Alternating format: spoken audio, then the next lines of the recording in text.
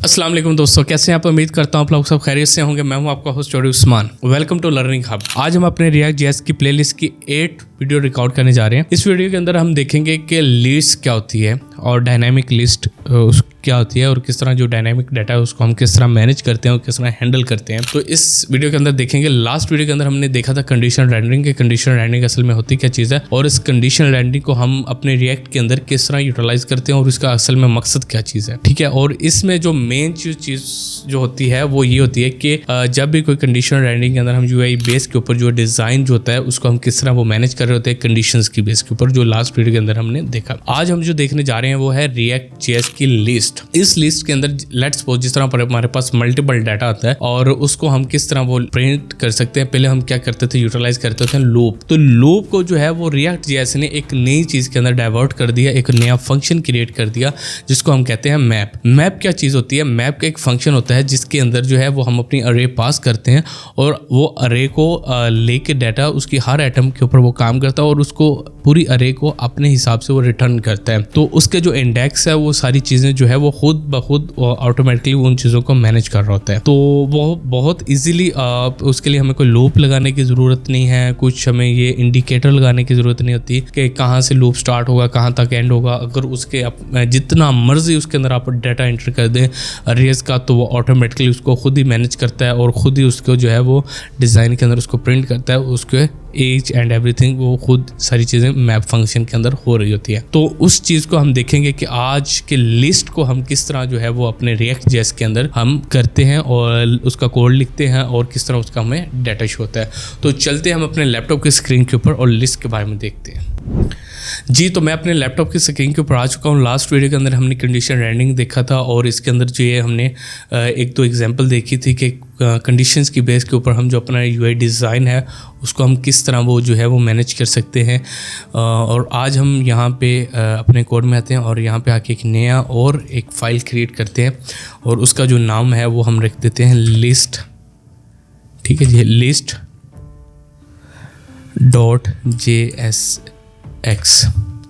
यहाँ पे हमने बना दी एक नया कंपोनेंट की फ़ाइल बना दी है और यहाँ पे मैं जल्दी से क्या करूँगा, एक फ़ंक्शन क्रिएट करूँगा और इस फंक्शन का जो नाम है वो लिस्ट ही मैं रखूँगा। और लिस्ट को जो है फंक्शन क्रिएट किया, इसके अंदर हम एक रिटर्न करेंगे, वेरिएबल रिटर्न करेंगे। रिटर्न का जो होता है और यहाँ पे हम लिखेंगे जी एक्सपोर्ट डिफ़ॉल्ट लिस्ट। ठीक है जी, ये हमारे पास फंक्शन बन के आ चुका है और यहाँ पे मैं एक जल्दी से एक हेडिंग क्रिएट कर देता हूँ और यहाँ पे लिख देता हूँ लिस्ट्स और मैं इसको सेव करके जाके हम अपने ब्राउज़र पे चेकआउट करते हैं। यहाँ पे अभी आपको कुछ नज़र नहीं आ रहा। तो लास्ट वीडियो में बताया था कि जो भी आपने बनाना हो तो आपने मेन जो फाइल है app.jsx की उसके अंदर आपने जाके उसको लाजमी इंपोर्ट करना होता है। ठीक है, तो मैं अभी के लिए जो है वो हमारा प्रीवियस जो है वो कंपोनेंट उसको मैं हाइड कर देता हूँ और यहाँ पर मैं इंपोर्ट करता हूँ जी इंपोर्ट लिस्ट। और यहाँ पे हमारे पास लिस्ट वाला जो कंपोनेंट है उसको मैंने इंपोर्ट कर लिया। अब इंपोर्ट करने के बाद जो मेन ज़रूरी होता है उसके मेन जो है रिटर्न के फंक्शन के अंदर उस कंपोनेंट को कॉल करना।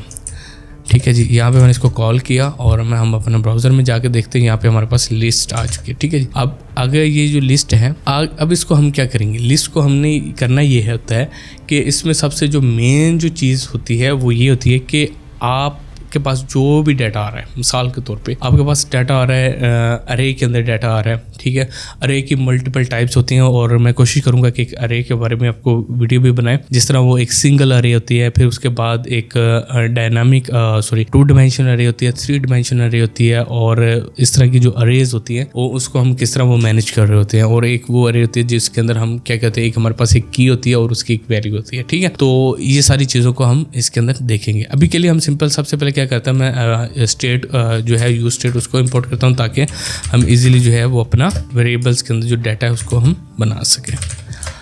सॉरी, यहाँ पे हमारे पास यूज स्टेट आ गया और इसको मैंने इंपोर्ट कर लिया। अब यहाँ पे मैं क्या करता हूँ जी कॉन्स्ट।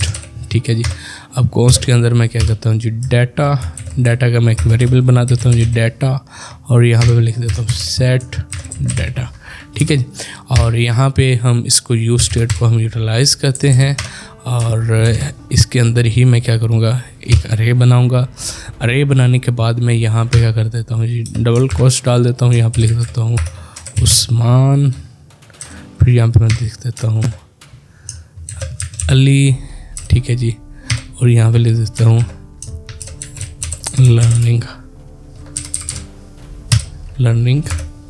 हब,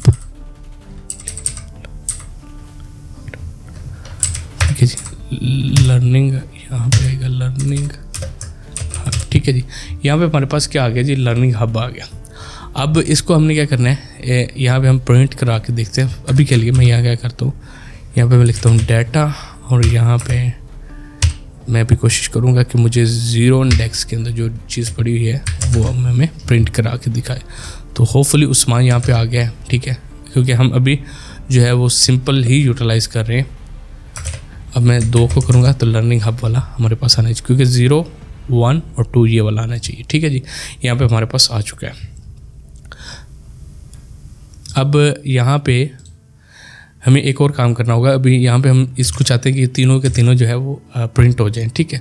तो उसको हम किस तरह वो कर सकते हैं, किस तरह उस चीज़ को हम मैनेज कर सकते हैं। सबसे पहले मैं यहाँ पे क्या करूँगा, जावास्क्रिप्ट लिखूँगा, और यहाँ पे हम डाटा लिखेंगे, डाटा के डॉट डालेंगे, यहाँ पे हम मैप लिखेंगे। मैप के अंदर जो है वो कोई भी आप वेरिएबल लिख सकते हैं, ठीक है जी। मैं लिख देता हूँ अरे डाटा, ठीक है।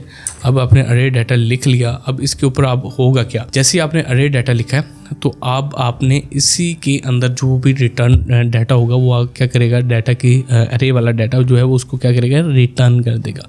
रिटर्न करने के लिए एरो फंक्शन बन गया जी, ठीक है। इसके अंदर आप जो मर्जी आप वो लिख सकते हैं जी। लेट्स सपोज आप इसके अंदर डिज़ाइन भी क्रिएट कर सकते हैं। मैं भी इसके लिए अंदर डिज़ाइन क्रिएट करने के लिए हमें जो है 1 मिनट, यहाँ पे हमें इस तरह जब भी हमने लिखना है तो इसको हम ऐसे ही मैनेज करेंगे, ठीक है जी। अब यहाँ पे हमारे पास क्या चीज़ आ गई है, सबसे पहले हमारे पास यहाँ पे 2 चीज़ें ही मेन होती हैं, ठीक है। अब यहाँ पे हमारे पास मेन फंक्शन जो है इसके अंदर हमें यहाँ पे एरर 1 दिखाई दे रहा है, तो यहाँ पे कर्ली ब्रैकेट्स नहीं आएगा और यहाँ पे भी नहीं आएगा, ठीक है जी। यहाँ पे हमें डबल ये वाली अरे डालनी होगी, और इसके बाहर यहाँ पे हमें ये वाला डालना होगा, ठीक है। अब यहाँ पे हमारे पास ठीक है, हमने क्या करना, बाहर वाली कर्ली ब्रैकेट्स है और अंदर यहाँ पे हम क्या करेंगे, सिंपल जो है मैं यहाँ पे क्या करता हूँ जी, li क्रिएट कर लेता हूँ, और li के अंदर मैं यहाँ पे लिख देता हूँ अरे सॉरी, यहाँ पे हमें फिर दोबारा करना पड़ेगा जी ये, ठीक है जी। हमने किया, मैं चेक करता हूँ कि क्या हमारे पास आ रहा है, ठीक है। यहाँ पे आप देख सकते हैं उस्मान अली अली, ठीक है। यहाँ पे हमारे पास तीनों ही आ रहे हैं, और अगर मैं चाहूँ तो इसके अंदर एक और चीज़ मैं क्रिएट कर सकता हूँ। मिसाल के तौर पे ऊपर इसका यहाँ पे मैं एक कॉमा डालूँगा, और यहाँ पे मैं लिख देता हूँ इंडेक्स, क्या लिख देता हूँ जी, इंडेक्स, ठीक है। इंडेक्स जब मैं लिखूंगा तो इंडेक्स के लिए मुझे क्या करना होगा, मैं इसमें 2 तरह के से प्रिंट आउट कर सकते हैं, लेकिन मैं अभी के लिए इसका स्पेस देता हूँ। यहाँ पे मैं लिख देता हूँ जी इंडेक्स, ठीक है, और यहाँ पे मैं इस तरह डाल देता हूँ, और यहाँ पे आप देख सकते हैं कि यहाँ पे हमारे पास जो है वो आ चुका है, ठीक है, उस्मान अली और ये। तो इस तरह करके हमारे पास जितना भी जो डाटा होता है लिस्ट का, वो उसको हम प्रिंट आउट कर सकते हैं। और उसमें सबसे जो मेन चीज़ होती है कि हमारे पास जो डाटा आ रहा होता है उसको हम किस तरह वो मैनेज कर सकते हैं। मिसाल के तौर पर लिस्ट है, इसको मैं लिस्ट के अंदर डिज़ाइन किया, ये भी इंडेक्स है 0, 1, 2, और इसको भी हम खुद से भी मैनेज कर सकते हैं, ठीक है जी।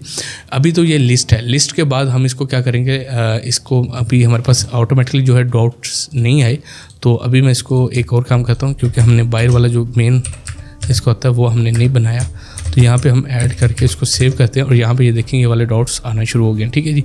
क्योंकि हमें जो आउटर जो होता है HTML का उसको हमने फुलफिल नहीं किया था, जस्ट li का टैग यूज़ किया था, आपने ul का टैग यूज़ किया, तो यहाँ पे हमारे पास वो आ रहा है। तो अभी मैं इसको क्या करता हूँ, यहाँ पे मैं इसको इंडेक्स को अभी के लिए ख़त्म कर देता हूँ, यहाँ से भी ख़त्म कर देता हूँ, और मैं इसको OL के अंदर ऑर्डरिंग लिस्ट के अंदर, यहाँ पे हमने अनऑर्डरिंग लिस्ट यूज़ किया, तो हम इसको क्या कहते हैं ऑर्डरिंग लिस्ट के अंदर देखेंगे ताकि चीज़ें मज़ीद क्लियर हो जाए, ठीक है जी।